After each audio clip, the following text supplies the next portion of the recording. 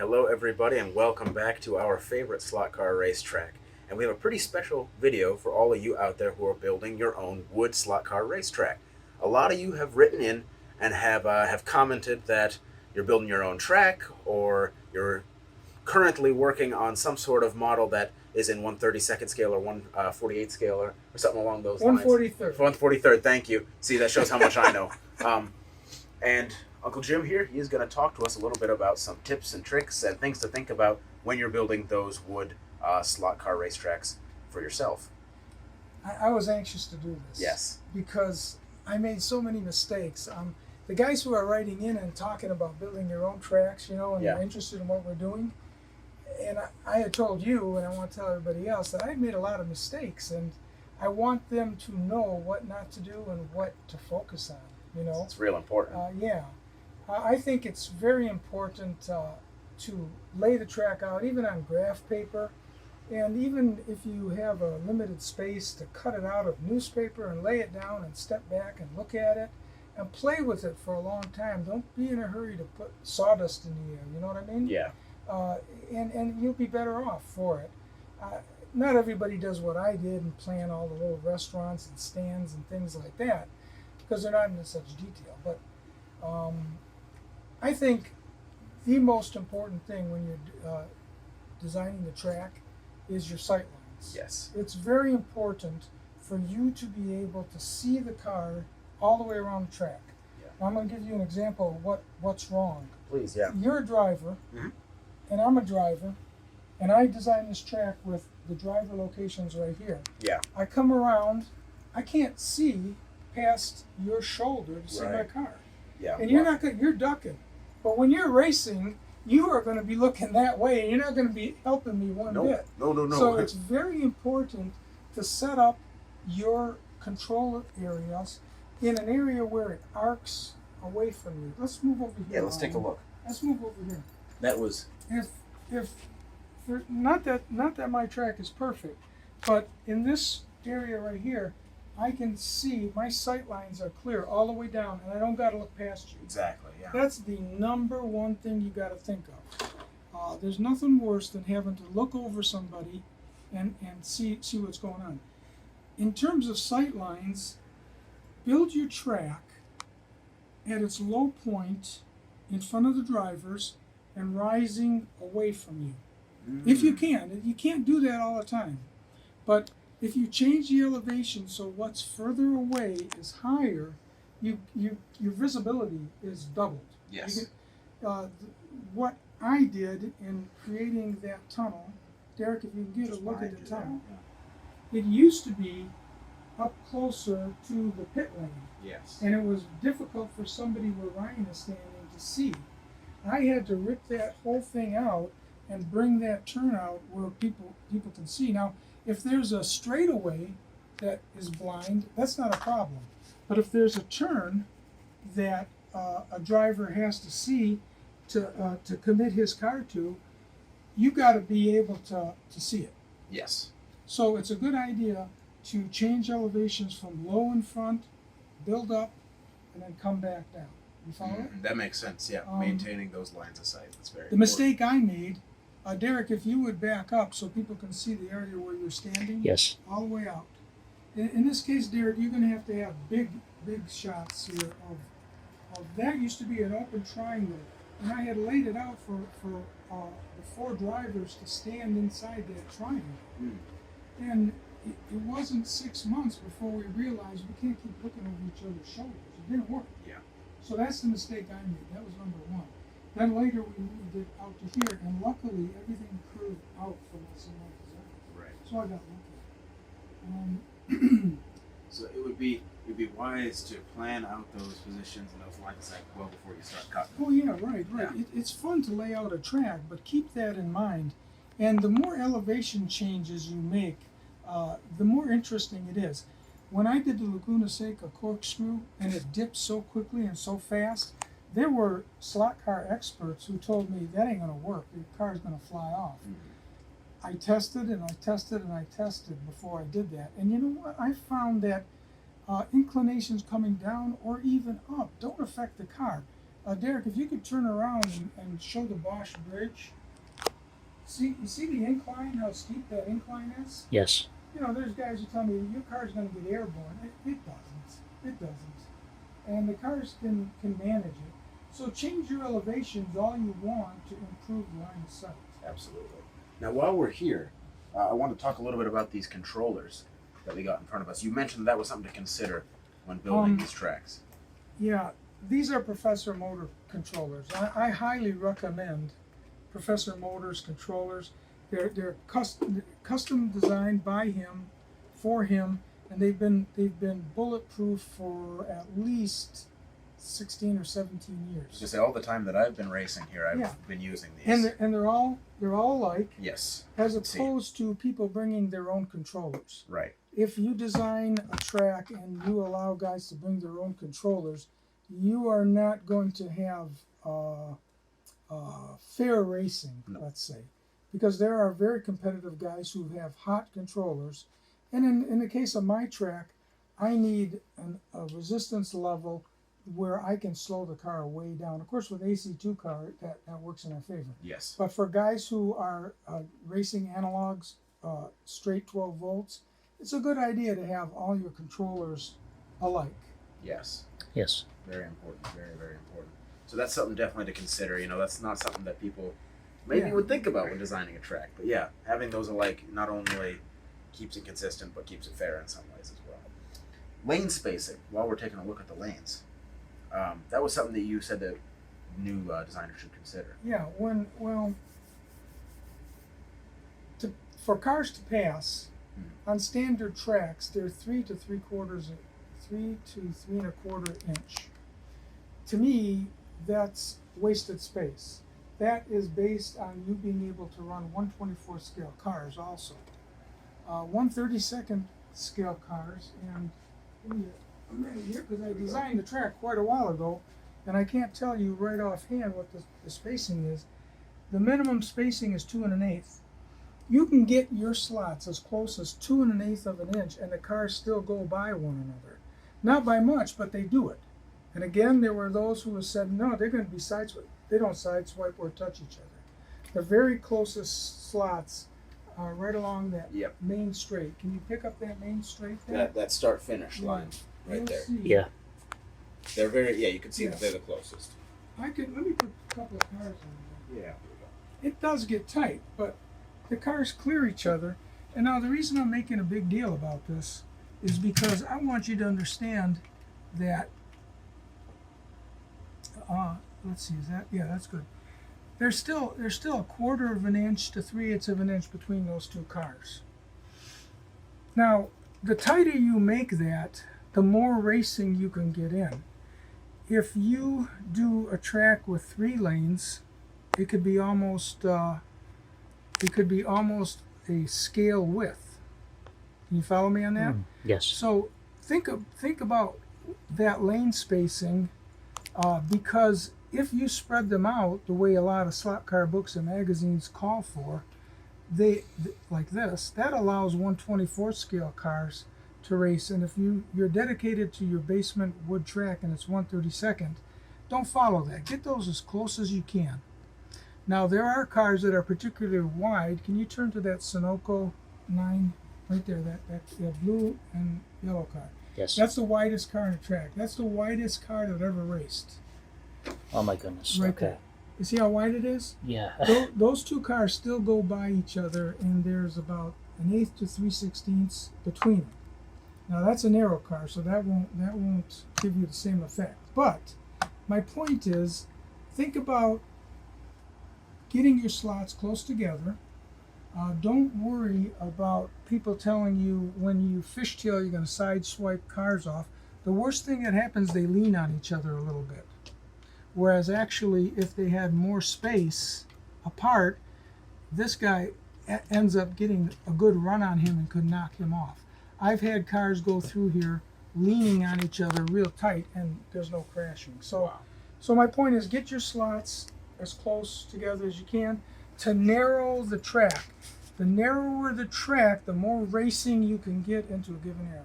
So that's why I brought that up. That makes sense. Now, speaking of track length and all that. We had something equal length racing was another tip. That you Well, wanted to that's touch on. hard to do.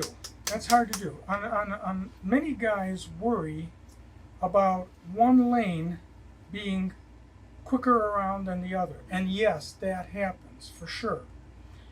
A typical figure eight is perfect in that both lanes go around and are equal length. But when you create a track like this with lots of turns and undulations and things, that's very difficult to do. So to remedy that, I'm going to come around to the other side of you, Derek. Yeah. These lanes right here go around slower than these lanes. And the reason is because there's more outside. In other words, this car right here, he gets around the turn much faster than the guy right here.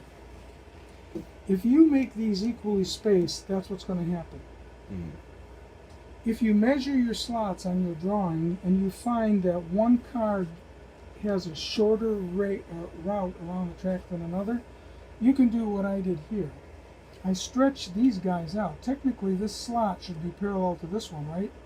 Can you see that, guys? Yeah. Yes. I pulled him out here so that he has a longer distance to go, and that's how I try to equalize the racing.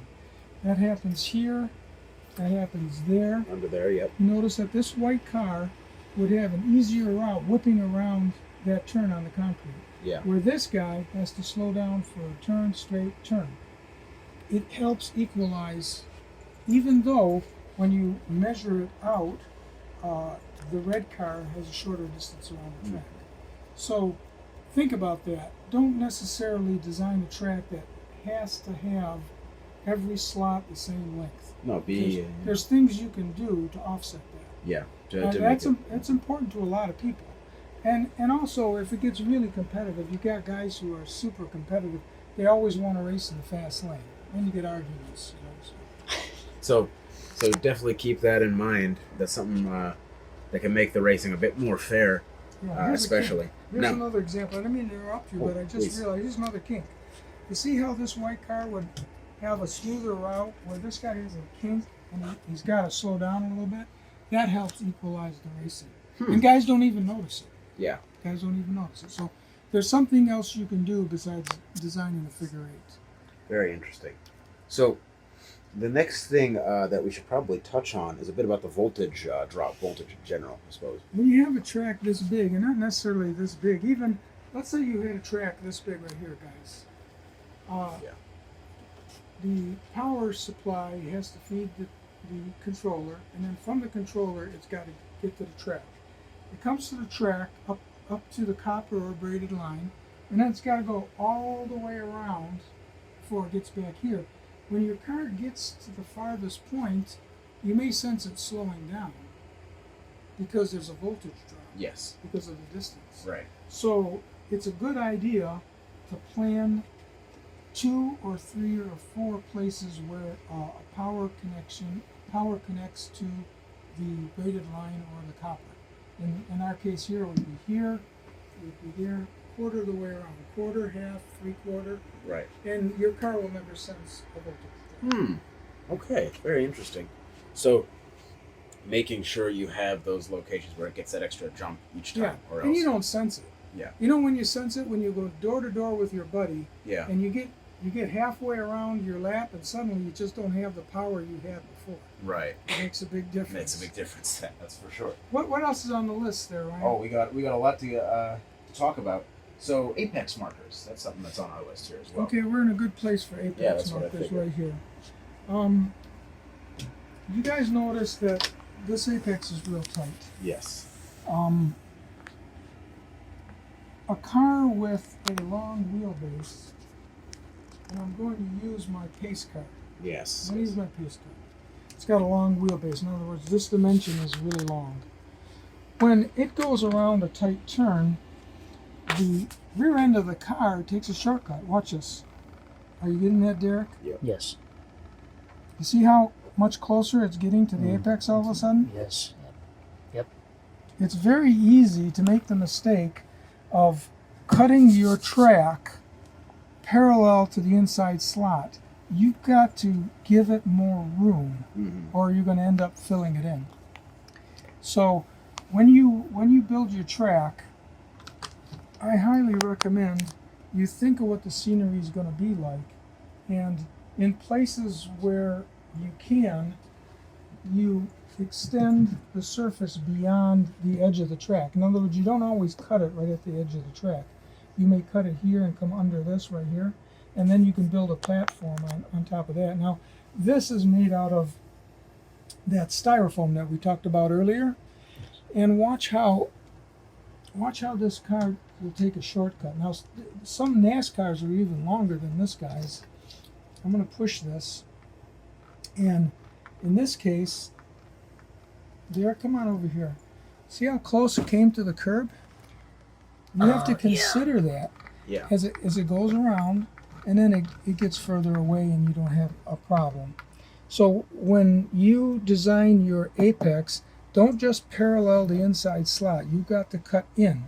And when you build it up with a corner marker, you have to indent it enough so that long wheelbase cars, look at this, look how close it comes, can make it. I've had guys, wait a minute, I have myself put down an apex curb and had cars strike it every time, and it deslots. Yeah. So consider that. Consider that for sure. You know, while we're on the topic of radii, Ryan, I think it's important to have a minimum radius. Yes. I suggest that you never make, and I'm going to come here because I know I did it here. Never have a radii for your turns that's smaller than 5 inches. 5 inches. And it's smoother racing.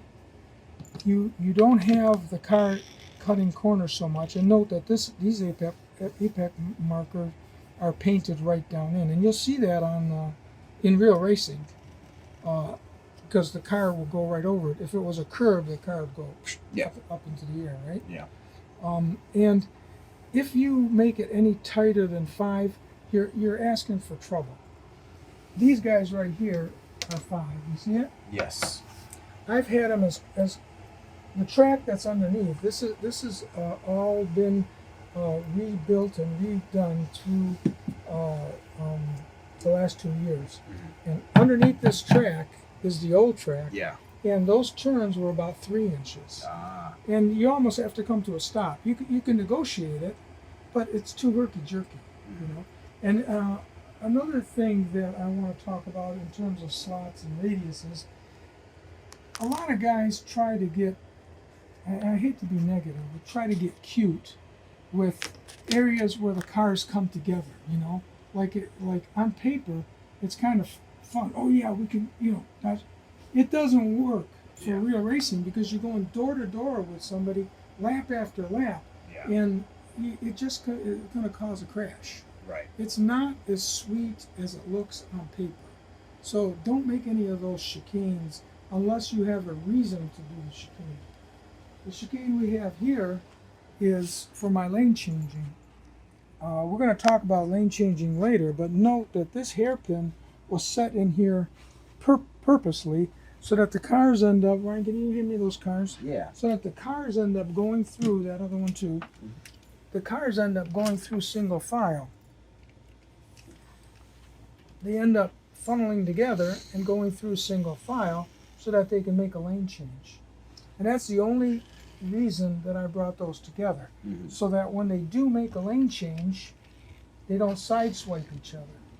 On a lot of tracks, especially the digital tracks, the lane changers don't account for that, and cars can sideswipe each other and wreck each other. So my point is, the only reason I put these together was to have the cars stage up single file. Right. And you know, just like real racing, Mario Andretti, every time he goes through a hairpin turn like that, cars don't go side by side. No. They go through single file. It's so narrow, right? Yeah. So it's more realistic racing. But everybody has to know that that's going to happen. So when they get over there, they have to understand it. To do this on paper, to make it look cool, Mm-hmm. doesn't work. It's No. you're gonna have nothing but cars crashing. Right. Yeah. What else we got there, Ryan? Oh, we got one other thing I was going to ask about banking in particular. Oh, this is very important to me. I got to go get my level to show you that. Yeah. Every turn on your racetrack should be banked. If I don't bank every turn, it interrupts the racing. There's far more crashes. This looks level, doesn't it? Yes, it I does. bet it isn't. It's banked that much, so I don't have to put a scale to it. I suppose I could. I'll put a scale to that, and I'm not going to look. I'm going to assume it's about 1/4 of an inch. See how that's banked 1/4 inch? Yeah. When this was flat, I had so many crashes here. And my sons, who were used to the track, as soon as I changed it and I raised it 1/4 of an inch, they go, oh my gosh, oh, the racing suddenly went a lot smoother. Right. Bank every turn you make. It doesn't even show it, but you can bank something as much as 3/8 of an inch. Really. And what you could do, let's take this for example right here. It's important to leave enough track on the inside that you can screw it down so that you can lift this up Yeah. and have your brace work underneath radiate across the turn. And that way you can put a shim underneath each side. Yeah. If you cut the track, most guys just cut it right here like this. And then it's very difficult to get the banking. Yeah. So, in bottom line, bank every turn. Makes At sense. least 1/4 of an inch. It doesn't show it, but it makes the racing a lot smoother. Especially since we don't have magnetism holding down the track, holding Right. down the cars. Right. It's strictly gravity. Man, that's something else. Yeah. So make sure you bank those turns. That's a great tip. Another thing that I wanted to talk to you about that was on the list here, latex paint. You mentioned that. Yeah. When I knocked down my garage and I followed my drawing and I made the base for this, I had to test the hairpin turn, and I took my old plastic track for my boys and I made 2 straightaways and I tied them to the plastic track. I painted one with latex and I painted the other one with Rust-Oleum. Now Rust-Oleum takes 2 or 3 days to dry. The old Rust-Oleum was made with codfish oil. Yeah. And I thought, okay, it's going to really penetrate and be a strong surface, because there were a lot of tracks that I went to where the cars had worn the paint off, you know, so you could see the tracks of the cars. Yeah. Well, I decided to go with the Rust-Oleum because the latex would leave black marks where the cars were. We tested it for about 2 years. Yeah. But I'm here to tell you that latex gives you better traction than my Rust-Oleum. It took 2 years of racing to get this surface polished and rubber down into it. When I go like this, I can feel it. Yeah. It impregnated into the Rust-Oleum. That's what gave me the traction. Before that, I wasn't getting as much traction. So even though the latex will leave black streaks, I suggest that you do latex. Use the latex Yeah. paint. In fact, the new section right there is done in latex. Ah, That's all done in latex. I see. And I predict that in 2 or 3 years, you're going to see car tracks through it. Okay, very nice. What else we got on the Beautiful. list? Last thing, MDF. What was that? MDF 1/2 versus 3/8. Okay, MDF is medium density fiberboard, and it's the type of wood that, if you imagine wood dust compressed Yes. and glued, medium density fiberboard. It's very flexible. When I made 90% of this track, it wasn't available, so I used chipboard, Chipboard. which they make countertops out with Yes. Formica. Yes. And the MDF is the wood to use now because it's more flexible, and you can change the attitude of it, right? Yeah. But when you take a 3/8 thick board and you cut a 1/4 inch slot into it, when you go to do your banking, and remember I just told you to force it up Yeah. like that, the slots, can you see my fingers here? The slots begin to choke off. They start to tighten in here with 3/8. because you're lifting this and it wants to bow, and instead of bowing or coming up evenly, it pinches the slots. With half-inch, you don't get that. Okay. The half-inch is a little bit more expensive, but I'll tell you, I can get up, and I do walk on this racetrack all the way around it.